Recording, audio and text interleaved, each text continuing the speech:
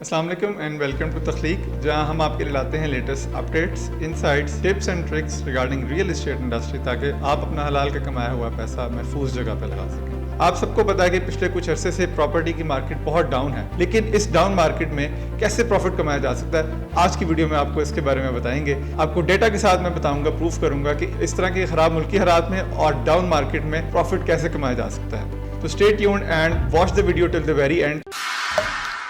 सबसे पहले हम जानते हैं कि क्या चीजें फैक्टर इन करती हैं जिनकी वजह से मार्केट डाउन कंसिडर की जाती है। हम सबको पता है कि आपके मुल्क की सियासी हालात और आपके मुल्क के मौशी हालात, ये दोनों चीजें डिटरमिन करती हैं कि मुल्क की डायरेक्शन किस तरफ जा रही है। सिर्फ रियल एस्टेट ही नहीं, बहुत सारे बिजनेसेस डाउन हैं, लेकिन अनफॉर्चुनेटली रियल एस्टेट में बहुत ज्यादा हमें डाउनफॉल देखने में आया है। उसकी रीजन एक ये भी है कि प्रॉपर्टी की मार्केट हमेशा साइकिल्स में मूव करती है। इस करंट गवर्नमेंट से पहले हमारा जो प्रॉपर्टी मार्केट का साइकिल था वो अप ट्रेंड में था, जो कि 2019 और 20 से शुरू हुआ था और मुसलसल तेजी की तरफ जा रहा था। 2022 में जैसे ही हुकूमत के मसाइल शुरू हुए तो उसमें एकदम से हमें डाउनफॉल नजर आया और तब से मार्केट दोबारा नहीं उठ सकी। तो फर्स्ट ऑफ ऑल एक अप ट्रेंड का साइकिल था, वो डाउन ट्रेंड में कन्वर्ट हो गया। अगर आप डाउन ट्रेंड में किसी भी चीज को देखेंगे तो वो आपको नेगेटिव ही नजर आएगी। असल चीज ये है कि हम इस डाउन मार्केट में भी देखें फ्लफ रिमूव करके कि हाइप क्या बनी हुई है और उसकी हकीकत क्या है। खबरों में तो हमें हर जगह यही नजर आएगा कि मुल्क डूब रहा है, हर चीज डूब रही है, लेकिन अगर हम देखें स्टॉक मार्केट को तो वो कैसे ग्रो कर रही है। और अगर मैं आपको कहूं कि पिछले साल में 35% तक कुछ सेक्टर्स को फायदा हुआ है,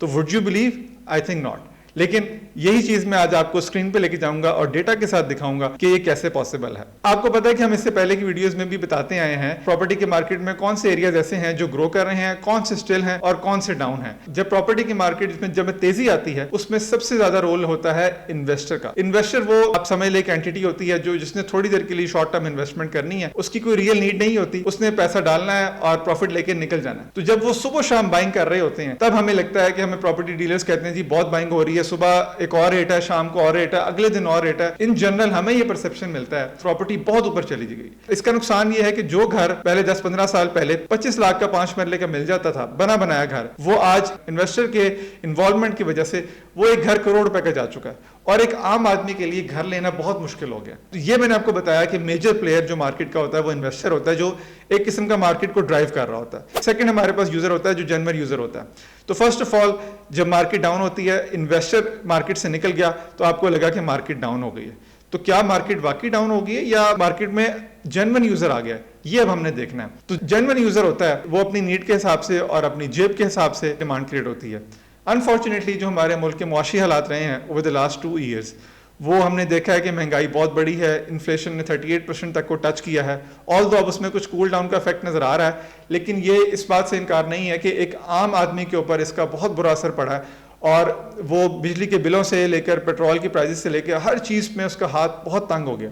अब इन हालात में आप बताएं एक आम आदमी एक्स्ट्रा सेविंग्स तक नहीं कर सकता तो वो इन्वेस्टमेंट्स की तरफ कैसे जाएगा। तो ये भी रीजन है कि डिमांड में कमी आ जाती है और जब डिमांड नहीं होगी तो चीजें डाउन चली जाती हैं।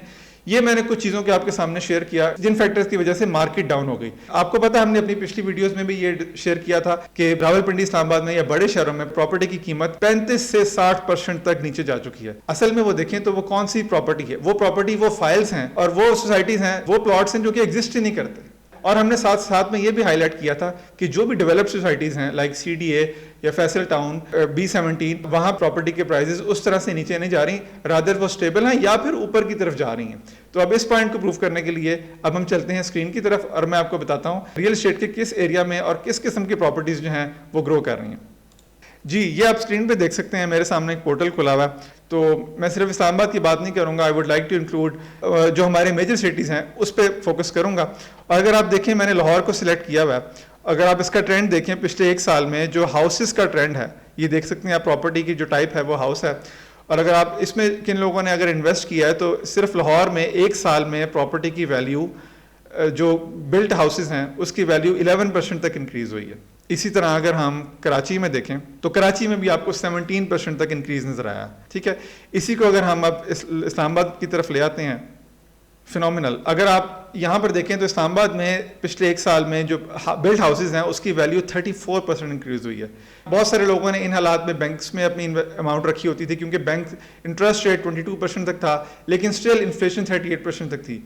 तो आपके बैंक्स का प्रॉफिट भी इन्फ्लेशन को टच नहीं कर रहा था। लेकिन अगर आपने स्मार्टली कुछ रिसर्च करके और अगर कुछ ऐसे सेक्टर्स में इन्वेस्ट किया होगा जहां पे आपको अच्छा रिटर्न मिले, तो ये उसकी एक एग्जांपल है। आप ना सिर्फ इन्फ्लेशन को बीट कर रहे हैं बल्कि आप खराब तरीन मुल्क की सूरत हाल में अपनी इन्वेस्टमेंट को सिक्योर कर रहे हैं। ना सिर्फ सिक्योर कर रहे हैं बल्कि आपकी वैल्यू अप्रिशिएट कर रही है। ये मैंने एग्जाम्पल दी अभी आपको बिल्ड हाउसेज की, और बिल्ड हाउसेज डेफिनेटली ऐसी जगह पे बने होते हैं जो एक डेवलप्ड सोसाइटी होती है, वहाँ सारी फैसिलिटीज़ होती हैं, बहुत सारे लोग रिहाइश पजीर होते हैं, तो वो एक जेन्युइन डिमांड जो एंड यूज़र की होती है वो उसको डिपिक्ट कर रहे होते हैं। अब हम आते हैं थोड़ा सा, हम अपना एनालिसिस को देखते हैं प्लॉट्स की तरफ। नॉर्मली हमें ये लगता है कि रियल एस्टेट में अगर प्रॉफिट लेना है तो सिर्फ प्लॉट लेके रख दो और बस अब भूल जाओ। हर सिटी के डायनामिक्स डिफरेंट होते हैं, लेकिन मैं just for the sake of कि मैं सारे सिटीज़ को कवर करूँ, मैं हर सिटी को 1 बाय 1 रिव्यू कर रहा हूँ।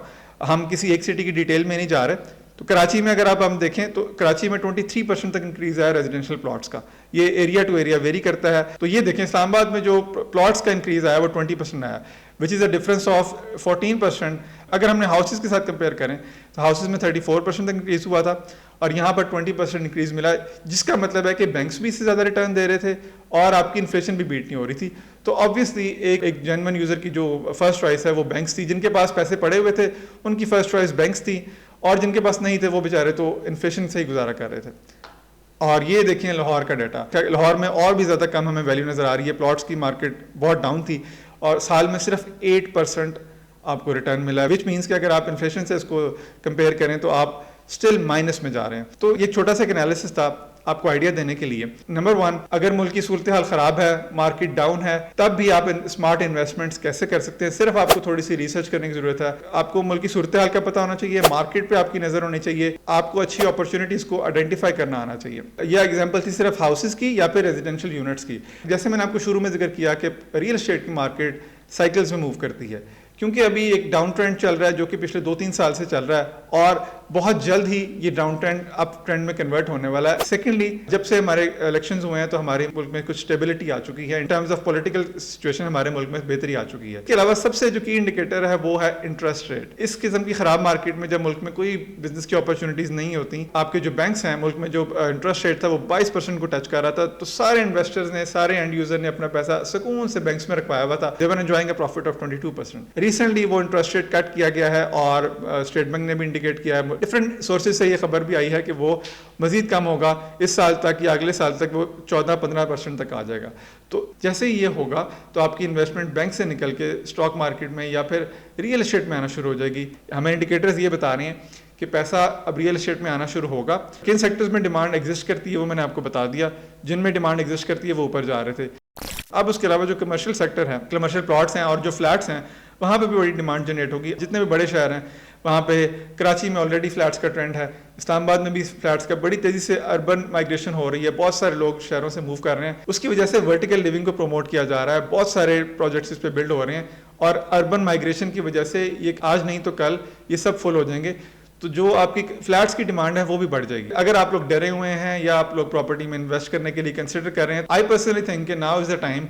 ये एक बहुत ज़बरदस्त बाइंग का टाइम है, बिकॉज जैसे ही रियल एस्टेट की मार्केट में पैसा आना शुरू होगा तब आप सोचते ही रह जाएंगे और प्रॉपर्टी की मार्केट उठने लग जाएगी। बाइंग के लिए बहुत अच्छी अपॉर्चुनिटी है। अगर आपके जहन में कोई शुकुक शुबहात है या खदशात हैं या आपको लग रहा है कि प्रॉपर्टी की मार्केट बहुत डाउन है, क्यों लें, पता नहीं कब हालात ठीक होंगे, तो ये एक छोटी सी कोशिश थी। आई होप आपको ये वीडियो पसंद आई होगी और आपको करंट मुल्क की सूरत हाल में प्रॉपर्टी की मार्केट या रियल एस्टेट की मार्केट किस तरफ जा रही है, हाइप क्या है और उसकी असल पिक्चर क्या है, इसका आपको अंदाजा हुआ होगा। और ना सिर्फ ये, इन हालात में भी प्रॉफिट कैसे कमाया जा सकता है, क्या इन्वेस्ट किया जा सकता है। और अगर आप सोच रहे हैं कि आपको इन्वेस्ट करना चाहिए या नहीं करना चाहिए तो आपको आपकी डिसीजन मेकिंग में हेल्प हुई होगी। If you like the video please do like and subscribe और कमेंट में हमें अपने फीडबैक से जरूर आगाह कीजिए। Thank you.